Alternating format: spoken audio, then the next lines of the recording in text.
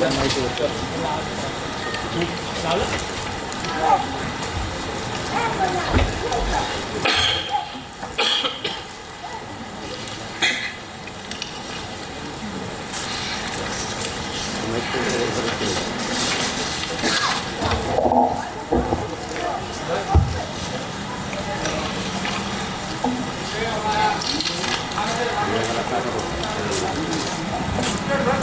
आपण सर्व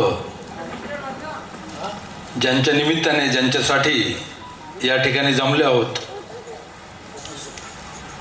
असे माझे अखंड प्रेरणास्त्रोत ज्यांची जयंती आहे, ज्ञानाची गंगा घरोघरी पोहोचवणारे क्रांतीसूर्य महात्मा ज्योतिबाजी फुले, सावित्रीबाई फुले, जो समानतेचा अधिकार कुठल्याही धर्माने किंवा धर्मग्रंथाने या भारतीय नागरिकांना दिला नाही, तो समानतेचा अधिकार आपल्या राज्यघटनेतून प्रत्येक भारतीय नागरिकापर्यंत पोहोचवणारे महामानव डॉक्टर बाबासाहेब आंबेडकर,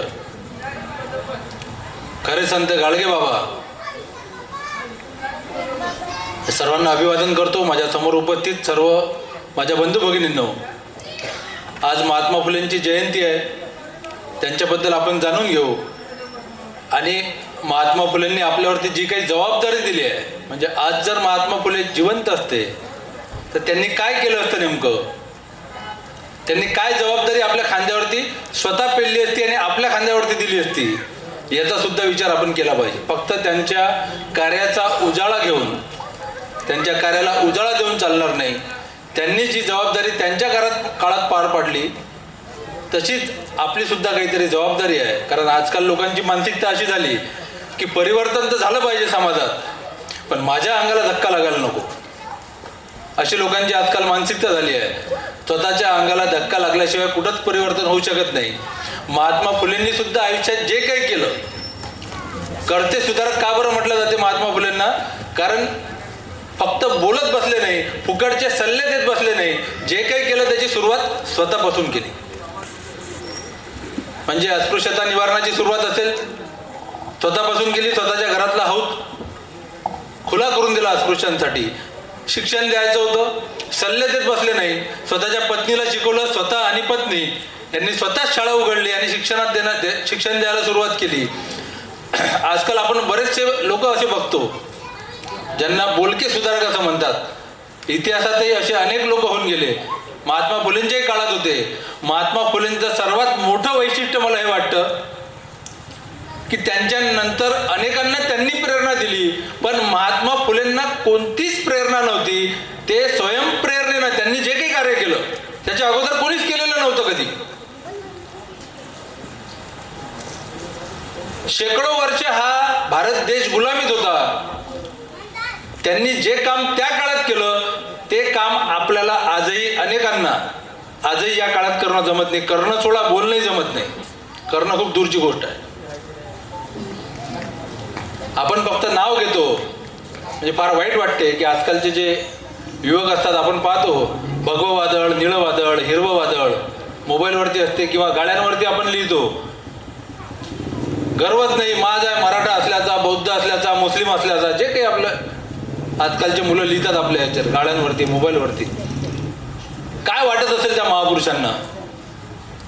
आणि अशा युवकांना माझा नेहमी एक प्रश्न असतो की गर्वच नाही, माझ आहे अमुक जातीत किंवा अमुक धर्मात जन्म घेतल्याचा, तर अमुक जातीत किंवा धर्मात तुम्ही जन्माला आले, त्याच्यात तुमचं कर्तृत्व काय होतं? तुमच्या हाती काय होतं? तुमच्याजवळ दुसरं काय ऑप्शन होतं? म्हणजे आई वडील मराठा म्हणून तुम्ही मराठा घरात जन्माला आले, आई वडील माळी म्हणून तुम्ही माळ्याच्या घरात जन्माला आले, आई वडील बौद्ध म्हणून तुम्ही बौद्धाच्या घरात जन्माला आले, आणि आई वडील मुस्लिम म्हणून तुम्ही मुस्लिमाच्या घरात जन्माला आले. तुमच्या हाती काय होतं? याच्यात तुमचं कर्तृत्व काय आहे? तुमचा नाईलाज होता, आणि त्या नाईलाजाचा काय अभिमान बाळगायचा आपण? अभिमान कशाचा बाळगायचा? तर कर्तृत्वाचा बाळगायचा.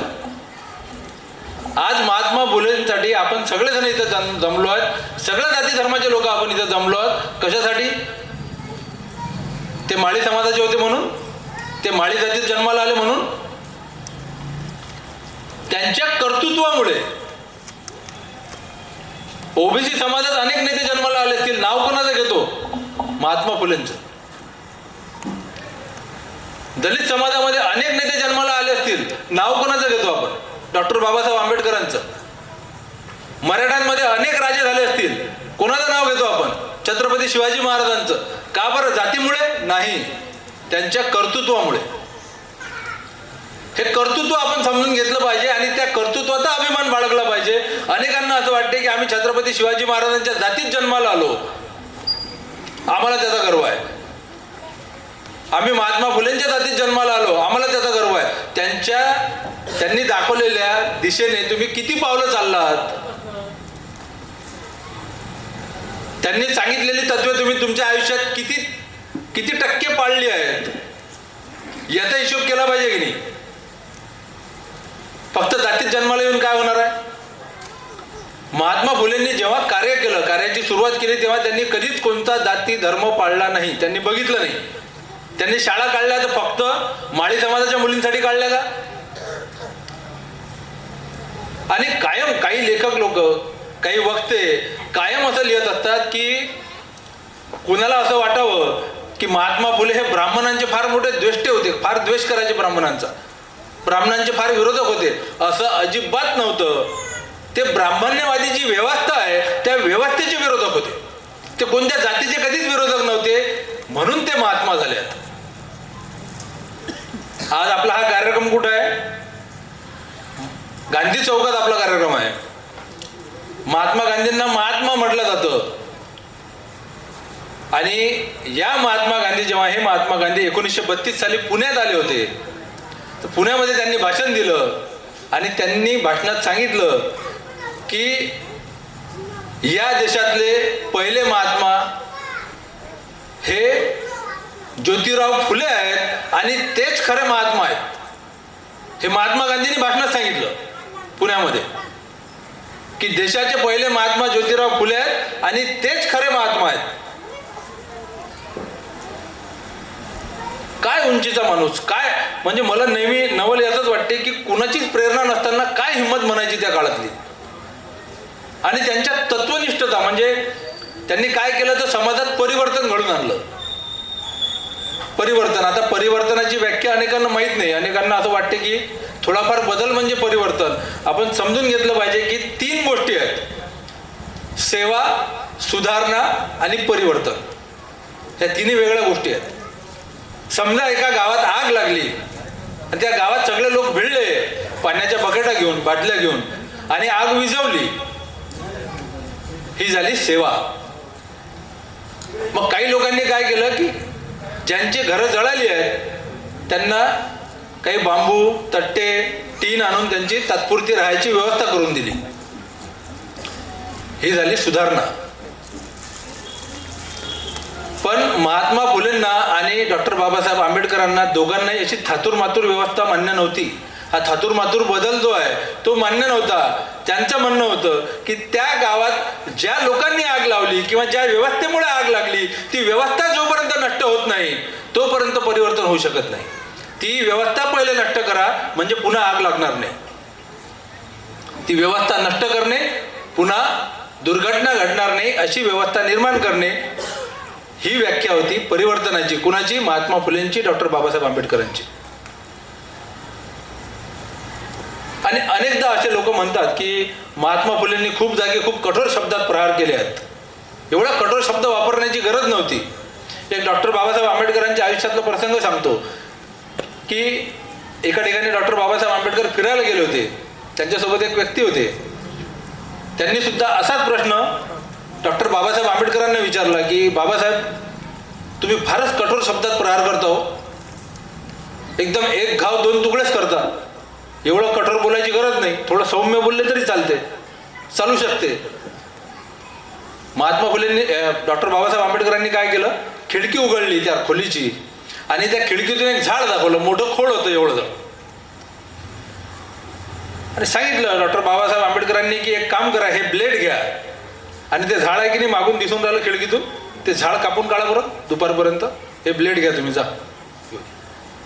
अरे बाबासाहेब कशी गोष्ट करता, या ब्लेडनं कसं काय एवढं मोठं खोड कापू मी?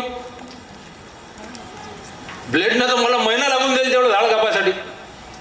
बाबासाहेबांनी सांगितलं मग काय करावं लागेल, अरे म्हणे झाड तोडायला कुऱ्हाड आणावं लागेल, हे ब्लेडचं काम नाही. मग बाबासाहेबांनी त्यांना समजून सांगितलं की जसं हे झाड तोडण्यासाठी ब्लेडचं काम नाही, कुऱ्हाड आणावी लागते, तशी जी गोष्ट असली, ज्या गोष्टीवर प्रहार करायचा आहे, ते गोष्ट जर तोडून टाकायची असेल, नष्ट करायची असेल, त्याच्यावरती एक ताकदवर प्रहार करायचा असेल, तर त्याच शब्दात तो केला गेला पाहिजे, सौम्य शब्दात करून चालत नाही. अनेकदा महात्मा फुलेंवरती अनेक जण आरोप लावतात. मला खूप वाईट वाटते की ब्राह्मण द्वेष्टे होते, ब्राह्मणांचा द्वेष करायचे, ब्राह्मण जातीचा द्वेष कधीच केला नाही. महात्मा फुलेंनी कुणाचाच, ब्राह्मणांचाच नाही, कधीच कुणाचा द्वेष केला नाही.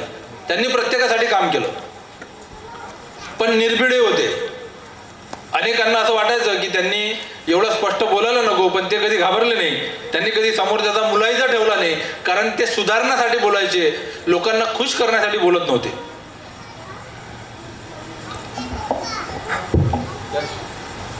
आता हे जे मी सांगितलं की ब्राह्मणांचा द्वेष करत नव्हते, याचे काही एक दोन उदाहरणं मी तुम्हाला सांगतो की काय झालं होतं.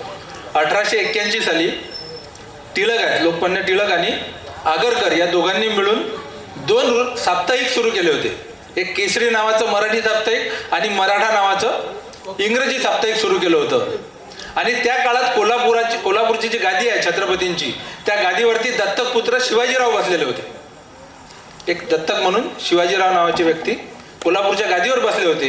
या दोन्ही साप्ताहिकांमध्ये टिळक आणि आगरकरांनी लेख छापून आणले. त्या लेखांमध्ये त्यांनी अशी माहिती मांडली की हे जी कोल्हापूरची गादी आहे, त्याच्यावर जे दत्तक पुत्र शिवाजीराव बसलेले आहेत, त्यांना कटकारस्थानं करून गादीवरून खाली खेचण्याचा प्रयत्न तिथले जे दिवाण आहेत माधवराव बर्वे, हे त्यांना गादीवरून पदच्युत करण्याचा प्रयत्न करत आहेत. अशा प्रकारचे लेख यांच्या वृत्तपत्रात छापून आले. ते जे दिवाण होते माधवराव बर्वे, ज्यांच्याबद्दल यांनी हे लेख छापले होते, त्यांनी अब्रू नुकसानीचा दावा केला. कोणावरती? टिळकांवरती आणि आगरकरांवरती अब्रू नुकसानीचा दावा, की माझी बदनामी केली या दोघांनी म्हणून.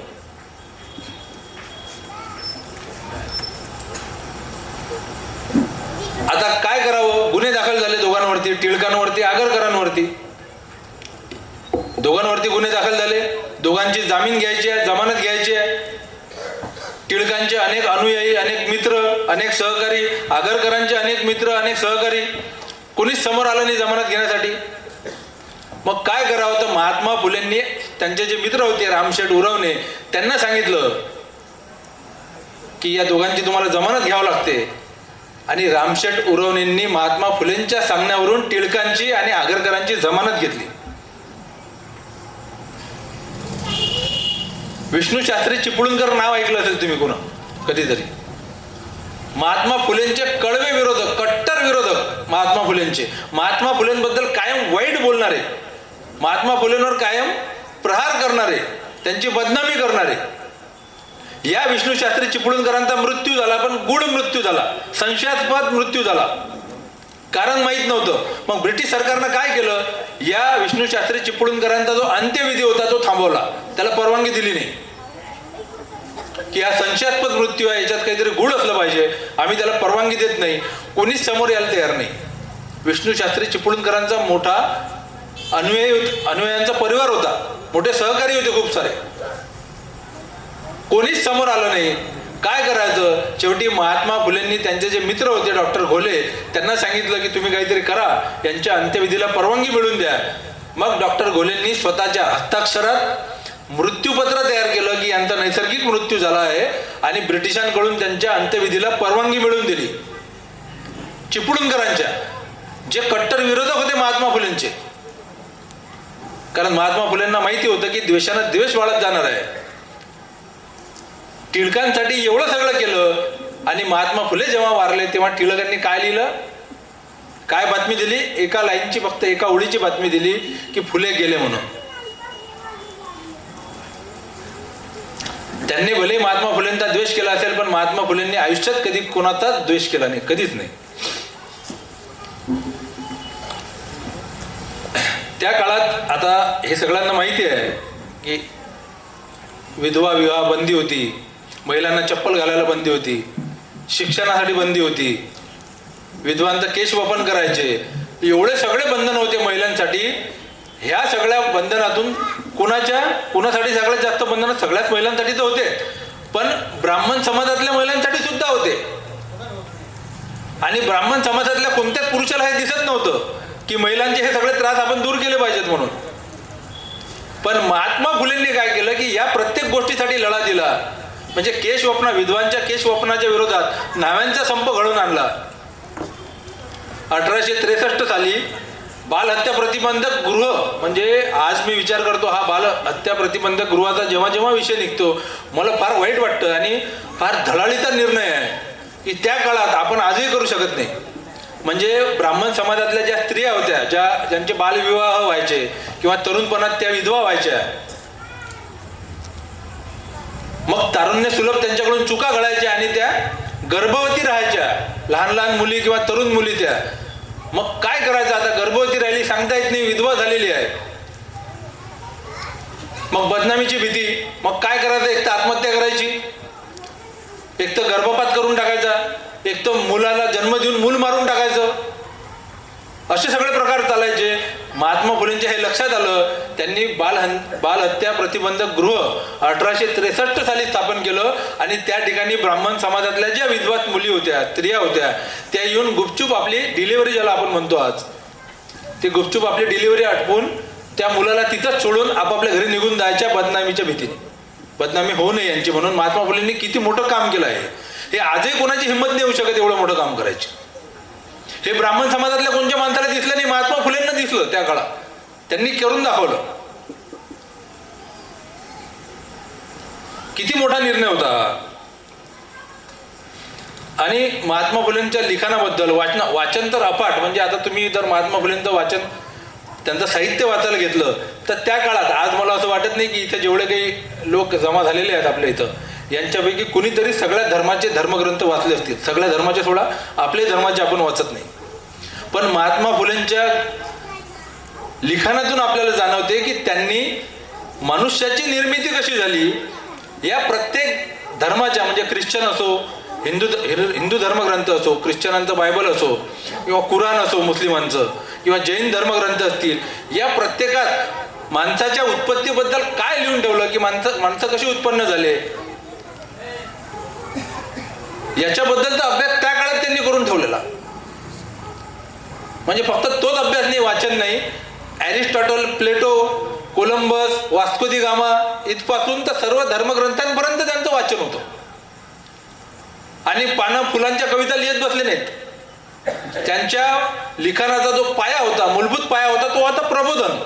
त्यांना प्रबोधन करायचं होतं शेतकऱ्यांसाठी. शेतकरी अभ्यासक शेतकऱ्यांसाठी लिहून ठेवलेला आहे.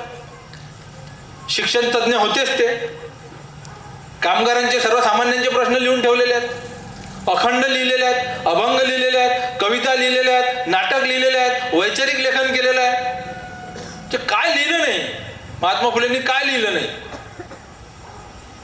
म्हणजे त्यांच्या आयुष्याचा जर आपण हिशोब केला, 63 वर्षांचं आयुष्य, त्या आयुष्याचा जर हिशोब केला तर काय काय करून ठेवलं त्या माणसाने एका आयुष्यात. म्हणजे हे कार्य, प्रत्यक्ष कार्य ते एवढं मोठं आहेच, पण लिखाण जर पाहिलं तर असं वाटतं कसा वेळ काढला असेल या माणसाने एवढं सगळं काम होतं. आणि त्यात सामाजिक कार्य करतात, समाज सुधारक. आज जर असे नावं आपण ऐकले की बा हे कोणतं, हे समाज सुधारक आहेत, हे सामाजिक कार्य करते आहेत, असं म्हटलं की असं वाटतं आपल्याला की याच्या हाताला काही कामधंदा नाही वाटते. बघ काही नाव असत काही नसलं करायला की मग सांगतो आपण की बा समाज सुधारक आहेत किंवा मग सामाजिक कार्यकर्ते आहेत. महात्मा फुलेंचं असं होतं का? इतकं सगळं मोठं काम करून ठेवलं, एवढं मोठं लिखाण करून ठेवलं. हे सगळं करत असताना सुद्धा ते 8 ते 10 वर्ष पुणे नगर परिषदेचे नगरसेवक होते.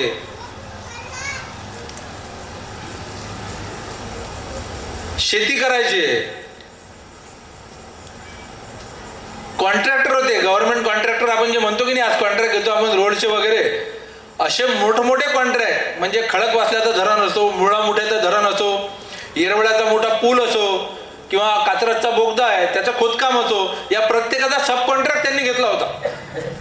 या मोठ्या मोठ्या गोष्टींचा सब कॉन्ट्रॅक्ट त्यांच्या कंपनीने घेतला होता.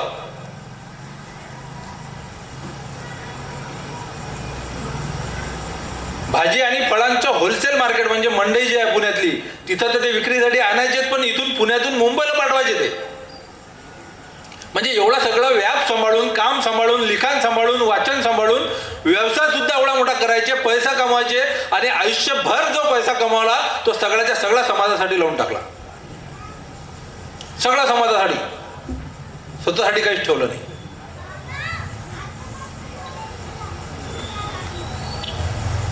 अनेकांना असं वाटते की महात्मा फुलेंनी, म्हणजे अनेकांना माहीत नाही ही मागची बाजू, की उद्योगपती होते मोठे ते महाराष्ट्रातले.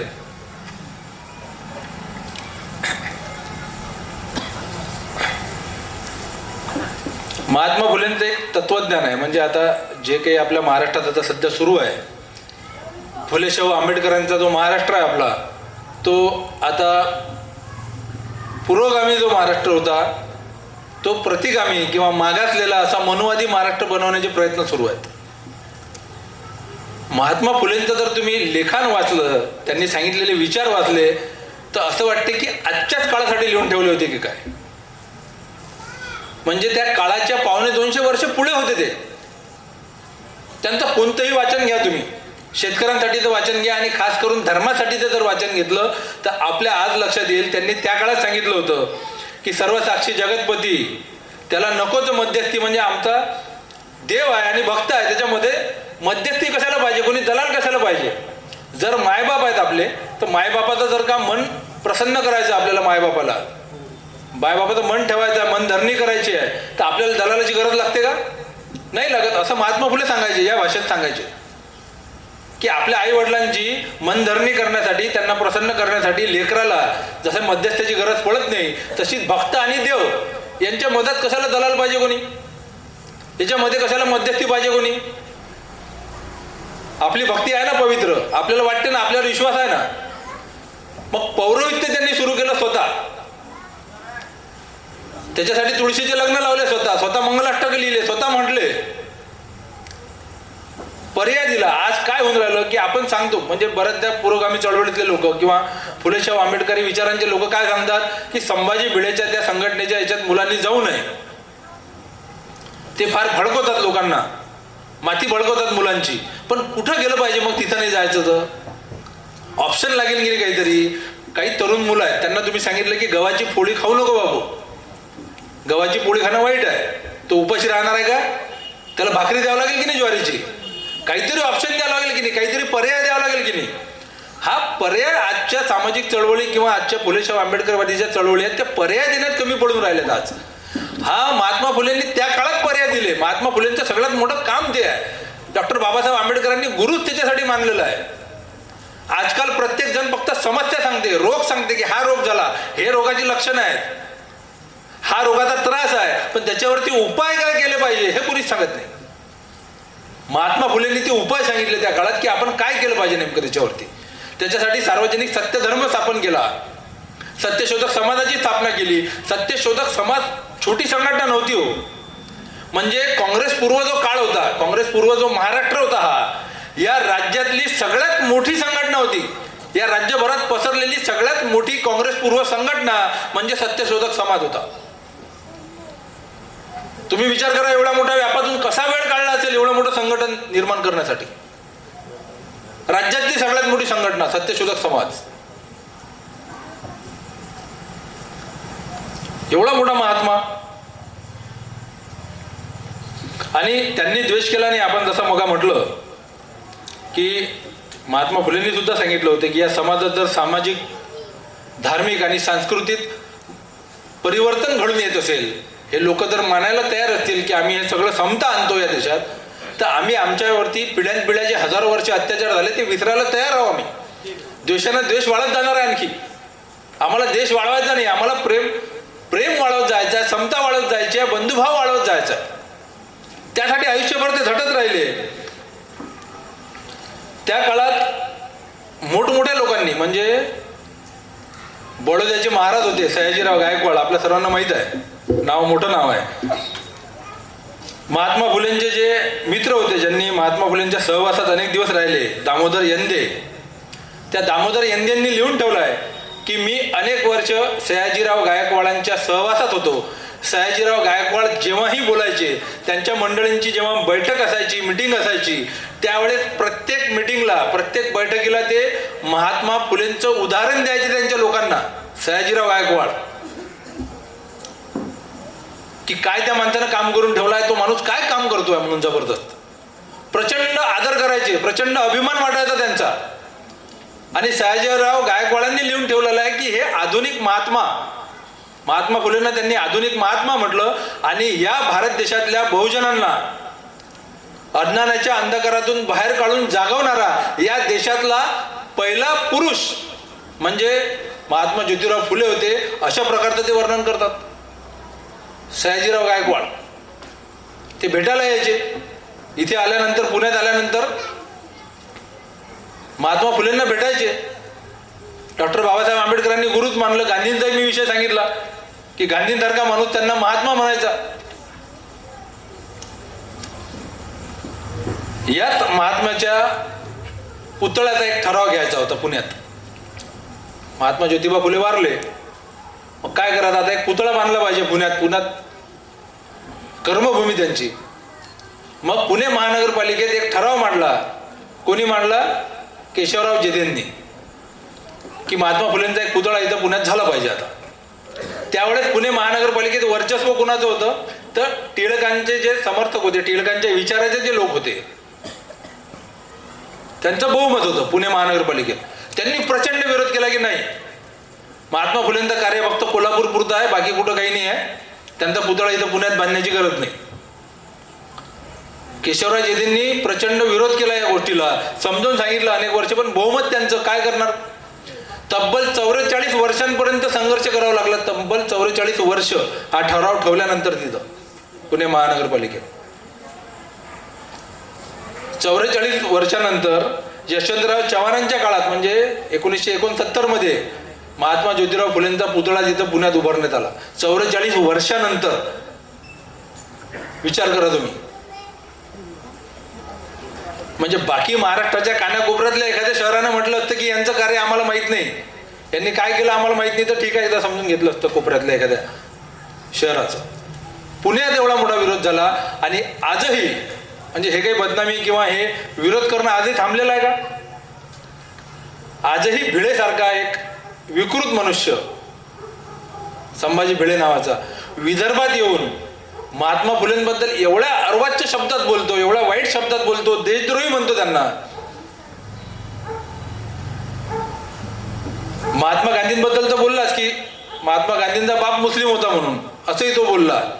म्हणजे वाईट याचं वाटतं की आपण अशा देशात राहतो की जिथं एक खासदार, राहुल गांधी नावाचा एक खासदार इथे येऊन म्हणतो की बा मोदी चोर आहे, असा शब्द वापरतो. आणि या मोदी चोर आहे या शब्दाच्या या वाक्यावरती त्याच्यावरती गुन्हा दाखल होतो, त्याची खासदारकी रद्द होते, त्याचं घर जप्त होते. पण या देशातले दोनच महात्मा फुले आणि महात्मा गांधी दोघांचीही विकृतपणे जाहीरपणे बदनामी केली जाते या भिडे नावाच्या मनुष्याकडून, पण त्याच्यावरती साधा गुन्हाही दाखल होत नाही. शिक्षा भिक्षाचा सोडून त्या दूरचा विषय आहे सगळा. आणि हा फुले शाहू आंबेडकरांचा, महात्मा फुलेंनी दाखवलेला जो काही मार्ग आहे या महाराष्ट्राला, आपला महाराष्ट्र भटकत चाललाय त्याच्यातून. कुठं चाललोय आपण, कोणत्या दिशेला आपण निघालो? म्हणजे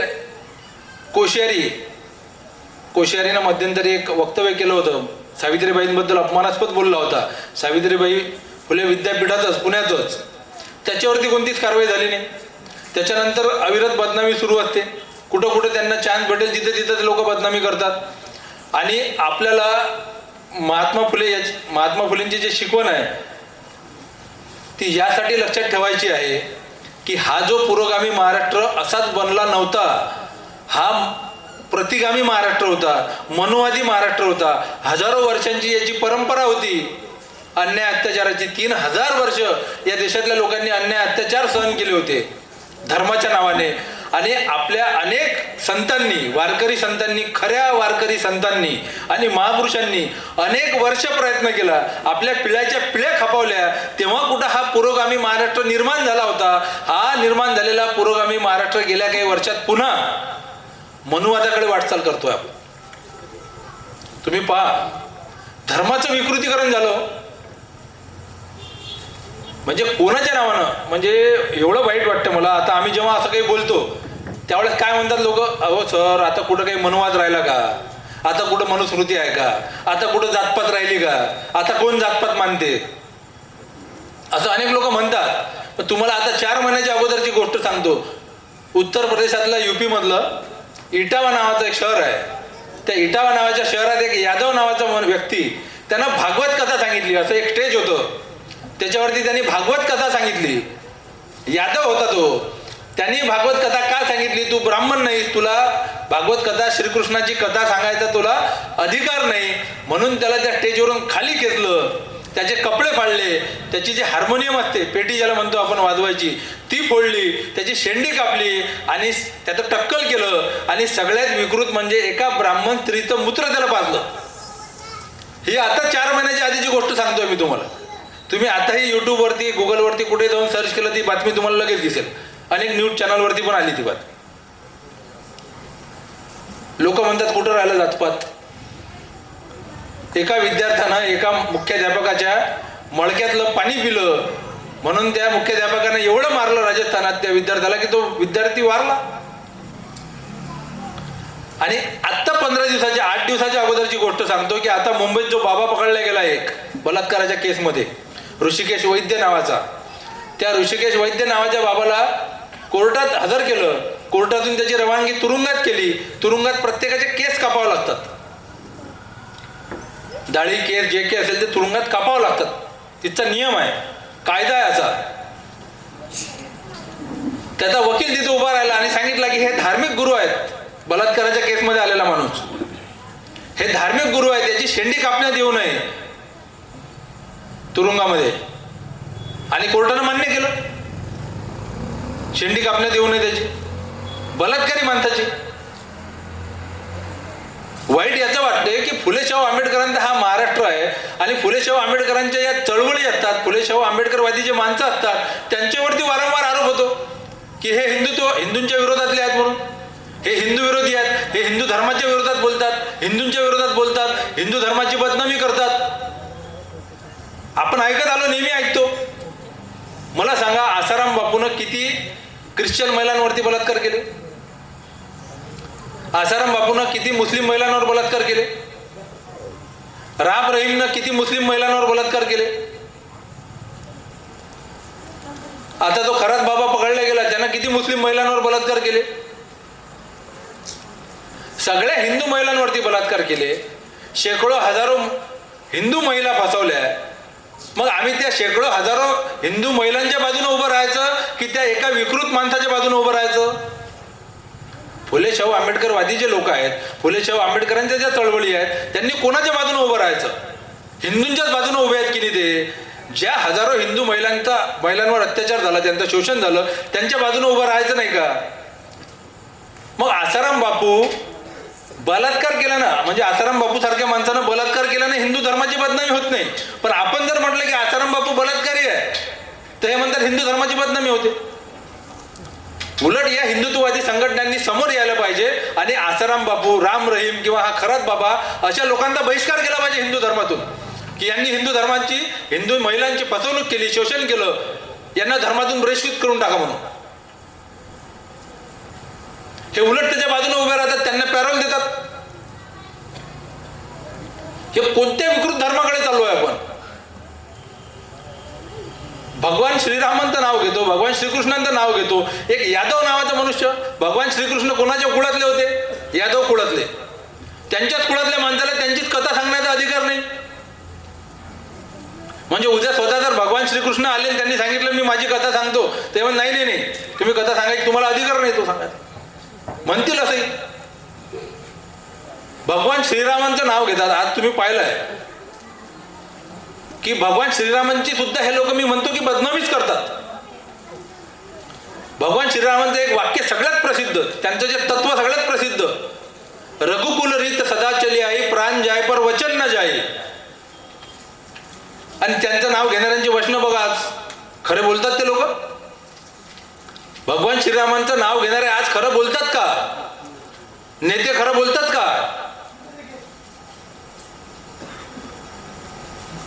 आपण कोणाचं नाव घेतोय, कोणाच्या नावानं प्रचार करतोय आणि आपण काय कृती भगवान बुद्धांनी सांगून ठेवलंय. भगवान गौतम बुद्धांबद्दल मला प्रेम याच्यासाठी आहे की आजकाल छोटूक मोठूक काही बुवा बाबा असले की नाही तर तेही सांगतात की मी जे म्हणेल ते अंतिम सत्य आहे, हेच खरं आहे. पण एका धर्माचे संस्थापक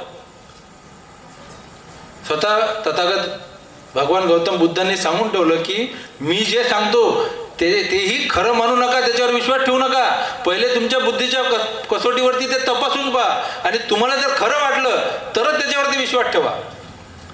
या तथागत भगवान गौतम बुद्धांनी सांगून ठेवलाय की माणूस जे बोलतो ते बोलत नसतो, माणूस जसं वागतो ते बोलत असतो.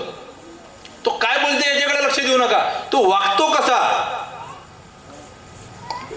तो सांगेल मी सत्यवटनी या राजा हरिश्चंद्राचा अवतार आहे, पण तो वागतो कसा हे बघितलं पाहिजे आपण. हा विषय महत्वाचा आहे. वागण्या बोलण्यात तफावत आजच्या नेत्यांमध्ये आपण पाहतो आणि हे नेते धर्माची बदनामीच करत असतात. अनेकांना असं वाटते की एवढी काय मनुस्मृती किंवा या गोष्टींमुळे किंवा या अंधश्रद्धांमुळे काय एवढं काय नुकसान झालं असेल समाजाचं. हजारो वर्षांपासून तुम्ही पहा, छत्रपती शिवाजी महाराजांच्या काळापर्यंत कोणताच राजा कधी यशस्वी होऊ शकला नाही. आपल्या इथं डॉक्टर बाबासाहेब आंबेडकरांनी सांगून ठेवलंय की गुलामीचीच परंपरा चालली आपल्या इथं पहिले हुन आले, शक आले, मोगल आले, इंग्रज आले, पोर्तुगीज आले, डच आले. प्रत्येक जण आला, प्रत्येक जण यशस्वी झाला, प्रत्येकानं राज्य केलं आपल्यावरती. का बरं राज्य करू शकला? कारण आपल्या इथं आपल्या धर्मग्रंथात असं लिहिलेलं होतं, आपल्या धर्मग्रंथात सांगितलेलं होतं की आपल्या इथं 4 वर्ण आहेत, ब्राह्मण, क्षत्रिय, वैश्य आणि शूद्र. या 4 वर्णांपैकी लढायचं कोणी असते? फक्त क्षत्रियानं. बाकीच्यांना लढायचा अधिकार नाही, बाकीच्यांना शस्त्र हातात घेण्याचा अधिकार नाही. मग शस्त्र हातात कोण घेणार? फक्त क्षत्रिय. क्षत्रिय किती होते? किती टक्के? 10%. धर्मात सांगून ठेवलं होतं शस्त्र हातात घ्यायचं नाही शूद्रांनी, वैश्यांनी. लढायचा प्रश्नच नव्हता कोणाचा. छत्रपती शिवाजी महाराजांच्या काळात काय झालं की छत्रपती शिवाजी महाराजांनी खालच्या जातीपासून वरच्या जातीपर्यंत त्यांचे सैनिक म्हणजे काय? कोण? शेतकरी, कष्टकरी, 18 पगड जातीतले लोक. प्रत्येकाला धरून आणायचे. त्यांना ज्या काळात मोहिमा आहेत त्या काळात सैनिकांनी मोहिमा लढायच्या, लढाया करायच्या. बाकीच्या काळात आपापले कामधंदे करायचे, शेती करायची, आपले जे पारंपरिक काम आहेत ते कामं करायचे. या 18 पगड जातीतल्या लोकांना प्रशिक्षण दिलं छत्रपती शिवाजी महाराजांनी. त्यांना मावळे म्हणून भरती करून घेतलं आणि त्यामुळे जो पुढचा इतिहास आता आपल्या सगळ्यांना माहिती आहे काय. आरमार छत्रपती शिवाजी महाराजांच्या अगोदर कोणीच का बरं उभारलं नाही कधीच? कारण धर्मग्रंथात असं लिहून ठेवलेलं होतं की समुद्रामध्ये जर का 3 किलोमीटरच्या पेक्षा जास्त जर अंतर कोणी पार केलं समुद्रात तर त्याला धर्मातून बहिष्कृत केलं पाहिजे, त्याचा धर्म बुडतो. कोणत्याच राजाने हिंमत केली नाही कधीच आरमार उभं करायची. शिवाजी महाराजांनी केली. धर्मामुळे काय मिळालं आपल्याला? धर्मामुळे आपलं काय नुकसान झालं? धर्माचा चुकीचा अर्थ काढतात हे लोक. आजही आपल्याला जो वारकरी संप्रदाय आहे त्या वारकरी संप्रदायाचे कीर्तनकार किती कमी राहिले तुम्ही बघा ना. आज कुठून कुठून गायपट्टा बनवून टाकला आपला उत्तर प्रदेश सारखा. कुठचे महाराज येतात, आपल्याला काय काय सल्ले देतात आणि आपले लोक आपल्या महाराजांचं ऐकत नाहीत, त्यांचं ऐकून ते पालन करतात. म्हणजे स्वतःच्या बुद्धीचाही वापर करत नाहीत. आपण ज्ञानेश्वर, संत ज्ञानेश्वर माऊलींचं आपल्याला माहिती आहे सगळ्यांना. आपण काय करतो? ज्ञानेश्वर माऊलींनी काय केलं? 4 चमत्कार केले. कोणते चमत्कार केले? भिंत चालवली पाठीवरती, पोळ्या शेकल्या किंवा रेड्याच्या मुखातून वेद बोलवले, असे चमत्कार आपण सांगतो. पण स्वतः ज्ञानेश्वर माऊलींनी लिहून काय ठेवलं हे वाचत नाही आपण. स्वतः ज्ञानेश्वर माऊली म्हणतात की योग यागविधी येणे नो हे सिद्धी, वायाची उपाधी दंभ धर्म. म्हणजे कोणा किती तपश्चर्या केली, होम हवन केले, यज्ञ केले तरी कधीच कोणाला सिद्धी प्राप्त होत नाही, कधीच कोणी चमत्कार करू शकत नाही. कोण सांगते? स्वतः ज्ञानेश्वर माऊली. आपण ज्ञानेश्वर माऊलींवर विश्वास ठेवायचा की बाकीच्यांवर विश्वास ठेवायचा? धर्माने काय काय नुकसान केलं आपलं तुम्ही बघा ना. महात्मा फुलेंनी का बरं धर्माबद्दल कठोर झाले नाहीत? त्यांनी पर्याय दिला. त्यांनी सांगितलं की त्यांना माहीत होतं, त्यांनी नस ओळखली होती, या देशातल्या माणसाची नस ओळखली होती महात्मा फुलेंनी, की यांना काहीतरी पर्याय दिला पाहिजे म्हणून सार्वजनिक सत्य धर्म सांगितलं त्यांनी. धर्मामुळे काय काय नुकसान झालं तुम्हाला काही एक दोन छोटे छोटे उदाहरण सांगतो. मोहम्मद अली जिना माहिती आहे तुम्हाला सगळ्यांना? मोहम्मद अली जिना नाव ऐकलं की नाही? आपलं रक्त खवळते त्याचं नाव घेतलं की. पाकिस्तान निर्माण केला त्यानं, पाकिस्तानची मागणी केली, फाळणी, ज्या काही कत्तली झाल्या, त्याला सर्वात मोठा जबाबदार मोहम्मद अली जिना. हा मोहम्मद अली जिना जन्माने हिंदू होता हे तुम्हाला माहित आहे का? त्याचा जेव्हा जन्म झाला तो 10-12 वर्षांचा असेपर्यंत तो हिंदू होता. त्याच्यानंतर त्याच्या बापानं धर्म बदलला. त्याच्या आजोबांचं नाव होतं पुंजलाल ठक्कर. मोहम्मद अली जिनांच्या आजोबांचं नाव होतं पुंजलाल ठक्कर. ते गुजरात मधले म्हैसाणा भागातले ते, आणि त्यांचा जो समाज होता तो कर्मठ होता. पण त्यांच्या याच्यात हे मांस मच्छी वगैरे ह्या गोष्टी चालत नव्हत्या. पण काय केलं की पुंजलाल ठक्करांनी मासोळी विक्रीचा, म्हणजे मासोळ्या पकडणे, मत्स्यपालन आणि तो विक्री करणे, याचा व्यवसाय होता त्यांचा मोठा. मग हे मासोळी विक्रीचा व्यवसाय करतात, आपल्या धर्मात, हिंदू धर्मात हे चालत नाही, म्हणून त्यांना त्या जातीतून त्यांच्या बहिष्कृत करून टाकण्यात आलं पुंजलाल ठक्करांना. पण त्यांनी खूप विनवण्या केल्या शेवटी की मी आता हा धंदा करून बसलो आहे, माझं वय झालंय, मला आपल्या धर्मात परत यायचं आहे, मला आपल्या धर्मात परत घ्या, आता आपल्या जातीत परत घ्या. पण त्यांच्या जातीने त्यांना परत घेतलं नाही. त्यांचा अपमान केला आणि माझ्या बापाचा अपमान केला असं मोहम्मद अली जिनांच्या वडिलांना वाटलं. त्यांचं नाव होतं जेनाभाई ठक्कर. त्या जेनाभाईंना वाटलं की पुंजलाल ठक्कर म्हणजे माझ्या बापाचा अपमान करता काय, थांबा, तुमचा धर्म घेत नाही का धर्मात वापस, धर्मच बदलून टाकतो मी, मुस्लिम होऊन जातो. मुस्लिम झाले ते. त्याच्यानंतर तर सगळं तुम्हाला भारूड माहित आहे की त्यांनी काय काय केलं, काय काय मागण्या केल्या. पाकिस्तानची मागणी झाली, फाळणी झाली, कत्तली झाल्या. मग या लोकांनी जर त्यांना धर्मात परत घेतलं असतं त्या काळात तर काय झालं असतं? चांगलं झालं असतं की वाईट झालं असतं? असा कोणता एवढा कट्टर धर्म आहे? तुम्ही एवढा कट्टर धर्म पाळता का? 500 वर्षापूर्वीचा हे जे लोक आज कट्टरवादी म्हणवतात स्वतःला, त्यांना मी नेहमी प्रश्न करतो की 500 वर्षांपूर्वी असलेला तो कट्टर हिंदू धर्म आहे, त्याचं तुम्ही पालन करू शकता का? नाही करू शकत ना तुम्ही. जर म्हटलं की त्याचं पालन करायचं तर आजच आपल्या ज्या काही मुली असतील, बायको असेल, बहीण असेल, आई असेल, ते जर कुठं नोकरी करत असेल, शिकत असेल, तिला आजच शाळेतून काढावं लागेल, कारण धर्मानुसार तर शिक्षणाचा अधिकार नव्हता. जे कोणी विदेशात गेले असतील, समुद्र ओलांडून गेले असतील, तर समुद्र ओलांडू शकत नाही, त्यांना परत बोलवा इथं. आपल्या बहिणीचा जर कोणी नवरा वारला, ती विधवा झाली, लगेच तिला चितेवरती लोटून द्या, सती प्रथा. हे सगळं आपण पाळू शकतो का आज? धर्मात बदल झाले ना. धर्म कशासाठी आहे? धर्म आपलं जे जगणं आहे ते सहज सोपं करण्यासाठी आहे, कठीण करण्यासाठी नाही. म्हणजे विवेकानंदांनी, स्वामी विवेकानंदांचं एक छोटंसं पुस्तक आहे, ते प्रत्येकानं वाचलं पाहिजे. पूर्व आणि पश्चिम नावाचं पुस्तक आहे. कोणतेही रामकृष्ण मठ जे आहेत जागोजागी प्रत्येक जिल्ह्यात, त्या प्रत्येक ठिकाणी उपलब्ध आहे. 18 रुपयाचं पुस्तक आहे, पूर्व आणि पश्चिम. त्याच्यामध्ये त्यांनी पूर्ण दिलेलं आहे की धर्मात कसे कसे बदल झाले आपल्या हिंदू धर्मात.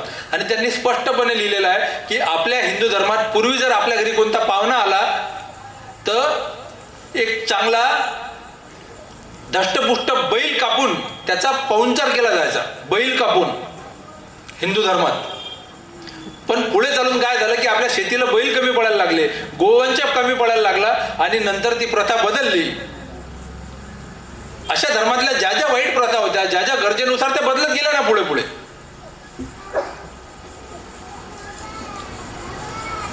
मग ज्या वाईट प्रथा आहेत त्या आपण सोडल्या पाहिजे की नाही? आता हे लोक काय करतात, दाभोळकर, कलबुर्गी, पानसरे या लोकांचे नावं तुम्हाला ऐकलेले आहेत तुम्ही. यांचं लिखाण कोणीच वाचलेलं नसते, पण लोक काय सांगतात हे हिंदू विरोधी होते. दाभोळकर, कलबुर्गी, पानसरे किंवा गौरी लंकेश सारखे जे लोक होते, त्यांनी काय सांगितलं होतं? त्यांनी असं म्हटलं का की हिंदू धर्म सोडून द्या आणि मुस्लिम व्हा म्हणून, हिंदू धर्म सोडून द्या आणि ख्रिश्चन धर्माचा स्वीकार करा म्हणून, असं सांगितलं का? त्यांनी सांगितलं की आपल्या धर्मातल्या ज्या काही वाईट गोष्टी असतील, वाईट प्रथा परंपरा असतील, त्या काढून टाकल्या पाहिजे आपण. आताही आपल्यापैकी आपण प्रत्येकानं मय्यत पाहिलेली आहे ना, पाहतो ना आपण मय्यत आहे ना, त्या मयतीत समोर एक जण ते समोर धरून जाते माहिती आहे, गौऱ्यांचं गौऱ्या असतात समोर ठेवलेल्या आपल्या, कोणी आपटं म्हणते, कोणी टिटवं म्हणते, नेतो ना, कशासाठी असते ते?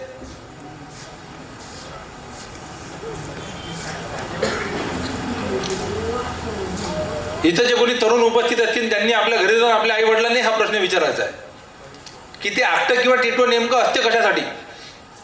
जो गौऱ्या समोर धरते, एक जण मळक्यात गौऱ्या असतात आणि तो समोर चालतो प्रेताच्या समोर मयत जेव्हा जाते, ते यासाठी असते की त्या काळात, म्हणजे ज्या काळात माचीस नव्हत्या, त्या काळात आजच्या सारख्या स्मशानभूमी सुद्धा नव्हत्या, ज्या टीन शेडवाल्या स्मशानभूमी आज आहेत. त्यामुळे कोणी जर गावातला माणूस वारला तर काय करावं लागायचं? त्याचं प्रेत जे आहे ते गावाच्या बाहेर नेऊन जाळावं लागायचं. मग गावाच्या बाहेर जर प्रेत न्यायचं आहे, मग तिथं माचीस तर नाही, मग काय करायचं? विस्तव न्यावं लागते. मग विस्तव जर भांड्यात घेतला तर भांडं गरम होते, आपल्या हाताला चटका लागतो. मग काय करायचं? तर एक अशा 3 काळ्या बांधायच्या, त्याच्यावर मळकं ठेवायचं, त्याला दोरी बांधायची, त्याच्यात ते विस्तव ठेवायचा, गावाच्या बाहेर प्रेत न्यायचं आणि त्या विस्तवाचा वापर करून ते प्रेत जाळायचं. हे त्या काळातली गरज होती. आता आज गरज आहे का? माचीस आहे की नाही आजही? पण आजही पहा तुम्ही, आपण ते आपटं घेऊन जातो, स्मशानभूमीत नेतो, ते ठेवतो, ते फोडतो, माचीसनं तो टेंबा पेटून ते प्रेत पेटून देतो आणि तो विस्तव त्या प्रेतावरती टाकून देतो आपण.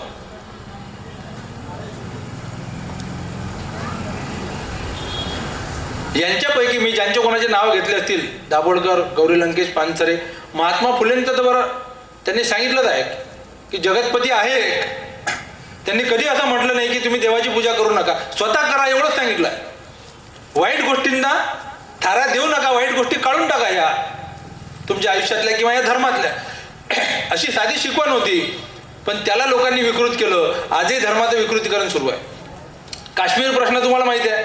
आजही काश्मीरचं नाव घेतलं की आपण काय म्हणतो? ते काश्मीरचे लोक बदमाश आहेत, आपल्या सैन्यावरती दगड फेकतात म्हणतो ना आपण. ते करतात तसं. 1885 सालाची एक गोष्ट सांगतो. 1885 साली राजा रणबीर सिंग म्हणून होते एक, राजा रणबीर सिंग डोगरा. त्यावेळेस जम्मू काश्मीरवरती या डोगरा परिवाराचं राज्य होतं.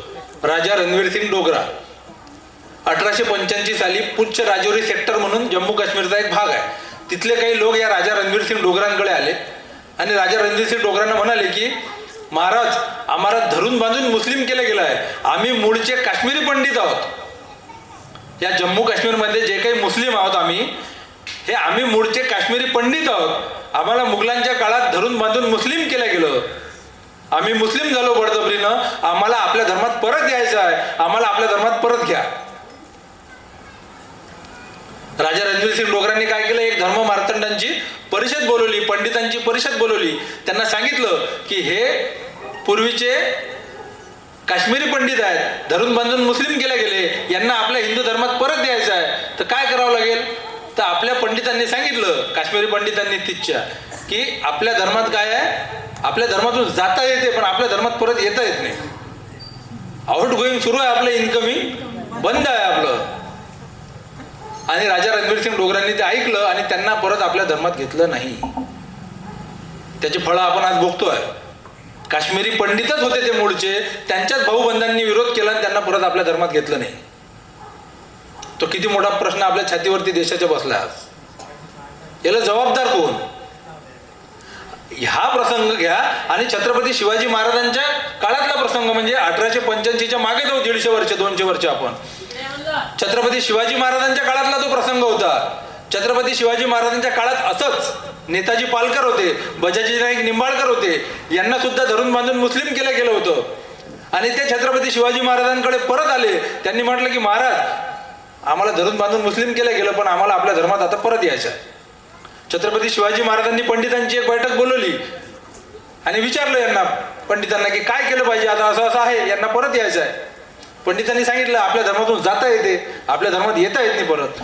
छत्रपती शिवाजी महाराजांनी सांगितलं की असा जर नियम नसेल तर नवीन नियम लिहा, नवीन तरतूद तयार करा, पण यांना आपल्या धर्मात घ्यावं लागते परत. त्यांना परत आपल्या धर्मात घ्यायला लावलं. आणि कोणी त्यांच्यासोबत रोटीबेटी व्यवहार करणार नाही, म्हणून बजाजी नाईक निंबाळकरांच्या मुलाला महादेवाला छत्रपती शिवाजी महाराजांनी स्वतःची पोरगी दिली. ही घटना कधीची 16व्या शतकातली, 17व्या शतकातली. आणि 1885 साली राजा रणवीरसिंग डोगरांनी नाकारलं, आपल्या धर्मात परत घेतलं नाही लोकांना. कुणाचं नुकसान झालं? डॉक्टर बाबासाहेब आंबेडकरांनी घोषणा केली की मी या हिंदू धर्मात जन्माला आलो, पण या हिंदू धर्मात मी मरणार नाही, अशी घोषणा केल्यानंतर 1956 पर्यंत, म्हणजे बौद्ध धर्म स्वीकार करेपर्यंत 21 वर्ष वाट पाहिली. 21 वर्ष की या हिंदू धर्माकडून काहीतरी आपल्याला बोलावून येईल, सांगता येईल, काही समता येईल, समता प्रस्थापित होईल, हे नियम बदलायला तयार होतील. पण नियम बदलायला कोणी तयार झालं नाही. शेवटी 5 लाख दलित, 5 लाख ते हिंदूच होते मूळचे. डॉक्टर बाबासाहेब आंबेडकरांसोबत त्यांनी धर्म परिवर्तन केलं. धर्माचं नुकसान झालं ना, कोण जबाबदार आहे? कोणामुळे झालंय? मुसलमानांमुळे झालं.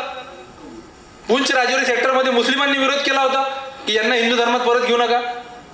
डॉक्टर बाबासाहेब आंबेडकरांना हिंदू धर्मात ठेवू नका म्हणून मुस्लिमांनी विरोध केला होता. मोहम्मद अली जिनाला हिंदू धर्मात परत घेऊ नका म्हणून मुस्लिमांनी विरोध केला होता. हिंदूंनीच विरोध केला ना. जबाबदार कोण आहे याला?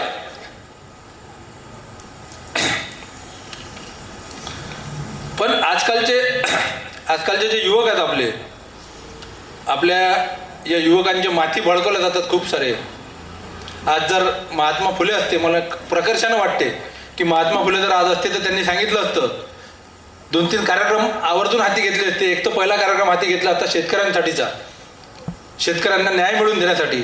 दुसरा कार्यक्रम हाती घेतला असता ओबीसी आणि मराठा जो वाद आहे तो एवढा वाढला मध्यंतरी, म्हणजे ओबीसी आणि मराठे एकमेकांच्या विरोधात एवढ्या ताकदीनं बोलायला लागले की असं वाटत होतं की ओबीसीचं आरक्षण मराठ्यांमुळे थांबलं, मराठ्यांचं आरक्षण ओबीसीमुळे थांबलं. सरकार नावाचा घटकच मधातून गायब झाला त्यातून. आणि गावागावात, म्हणजे आमच्या इकडेही अकोल्यापर्यंत त्याचं लोन, जे संबंध होते, मित्रत्वाचे संबंध होते, खूप चांगलं वातावरण होतं, ते गढूळ झालं. काही ना काही प्रमाणात गढूळ झालं प्रत्येक जिल्ह्यात. मग युवकांची माती भडकवायची आहेत, करायचं काय? मग हिंदू राष्ट्राचं टाका त्यांच्या डोक्यात, हिंदू राष्ट्र झालं पाहिजे. अरे बाबांना, आपले पंतप्रधान हिंदू आहेत, आपले राष्ट्रपती हिंदू आहेत, आपले खासदार जेवढे आहेत त्याच्यापैकी 94.6% खासदार हिंदू आहेत. आपले जेवढे मुख्यमंत्री आहेत जेवढ्या राज्यांचे आपल्या देशातले, त्यातले 4 मुख्यमंत्री सोडले तर ते हिंदू आहेत. आपले सरन्यायाधीश हिंदू आहेत. आपल्या 3 सेना दलाचे जे प्रमुख आहेत ते हिंदू आहेत. आता आणखी कोणतं हिंदू राष्ट्र पाहिजे आपल्याला?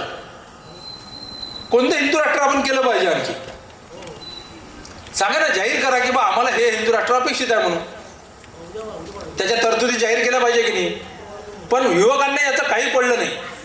युवकांना मी बेरोजगार झालो, मला नोकरी नाही, माझ्या भावांना नोकरी नाही, आमच्या घरात महागाई वाढली, याचं काही घेणं देणं नाही. आपल्यापेक्षा आपल्या नेत्याचे मुलं, आपले नेते, आपला पक्ष याची जास्त काळजी.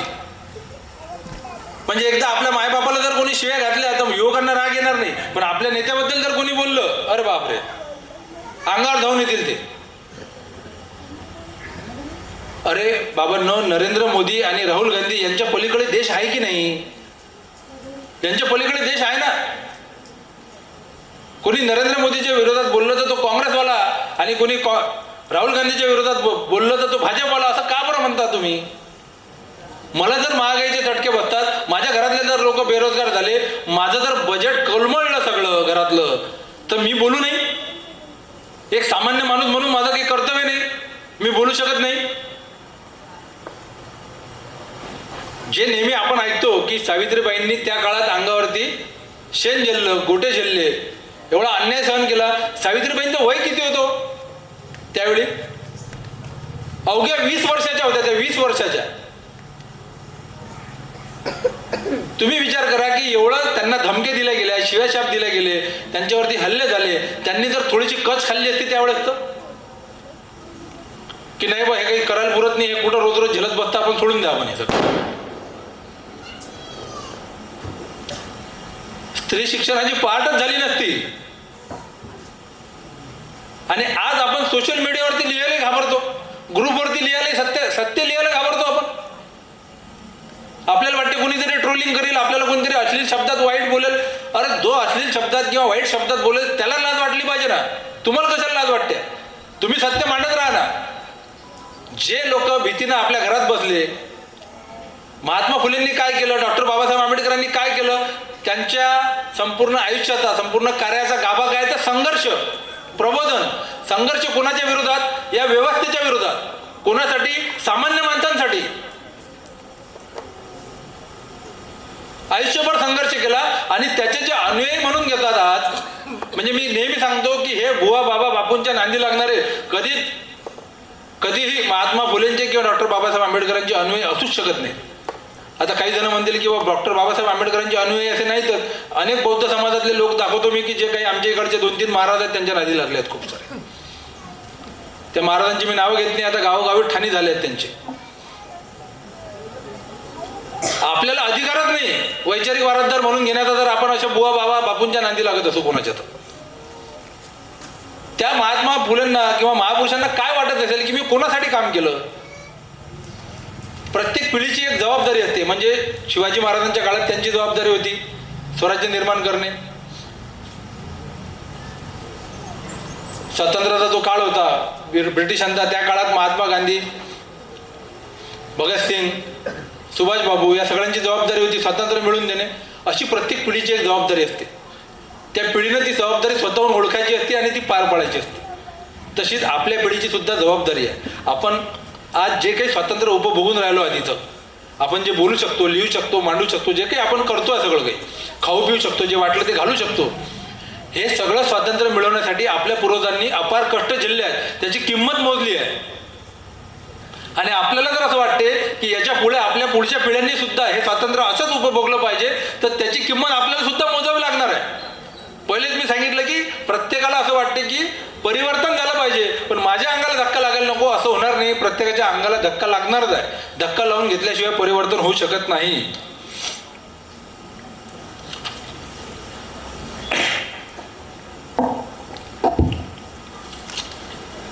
महात्मा फुले आणि सावित्रीबाई यांचे जे उपकार आहेत, म्हणजे मला तर बराचदा असा प्रश्न पडतो की ते वरून कधी बघत असतील तर त्यांना असं वाटत असेल की आम्ही शिक्षण कशासाठी दिलं महिलांना.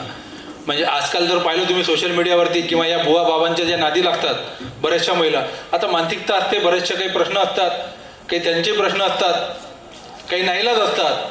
पण जे शिक्षण दिलं गेलं, अनेक शिक्षक लोक मी पाहतो की अनेक शिक्षक लोक त्यांचा जो अभ्यासक्रम असतो, म्हणजे 12 महिने जे शिकवायचं असते त्या अभ्यासक्रमाच्या व्यतिरिक्त ते एकही पुस्तक वाचत नाहीत. महात्मा फुलेंना अजिबात गरज नव्हती. घरचे चांगले होते, सदन होते, चांगले उद्योगी होते, पैसा बक्कळ कमावला होता, त्यांना अजिबात गरज नव्हती. पण त्यांची तळमळ होती या समाजासाठी की मी या समाजासाठी काहीतरी केलं पाहिजे. अशी जर तळमळ आपल्या प्रत्येकामध्ये असेल तर आपल्यापैकी प्रत्येकानं आजपासून, आपल्याला खूप काही तलवारी बिलवारी घेऊन निघायचं नाही आहे, खूप काही लढायचं नाही आहे, पण आपल्या जागी राहून आपण ज्या क्षेत्रात आहोत त्या क्षेत्रात राहून महात्मा फुलेंना, आज जर महात्मा फुले असते आणि माझ्या क्षेत्रात असते तर आज त्यांनी काय केलं असतं, नेमकं कसे वागले असते, कसे बोलले असते, कोणत्या कोणत्या गोष्टींवरती प्रहार केले असते, हे सगळे आपण कल्पना केली पाहिजे.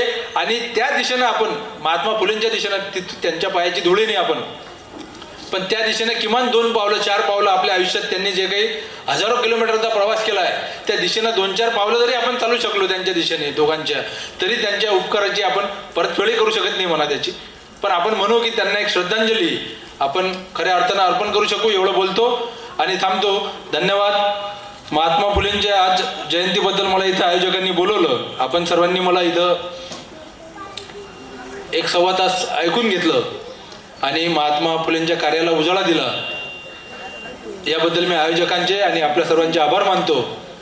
आणि पुन्हा एकदा महात्मा फुलेंना खरी श्रद्धांजली वाहण्यासाठी त्यांच्या कार्याच्या दिशेनं किमान 5 पावलं आपण चाललं पाहिजे आपल्या आयुष्यात. तरी त्यांनी पूर्ण आयुष्य दिलं, आपण किमान काही वर्षे तरी त्या कार्यासाठी आपली समर्पित केली पाहिजे. एवढंच आवाहन करतो आणि थांबतो. धन्यवाद.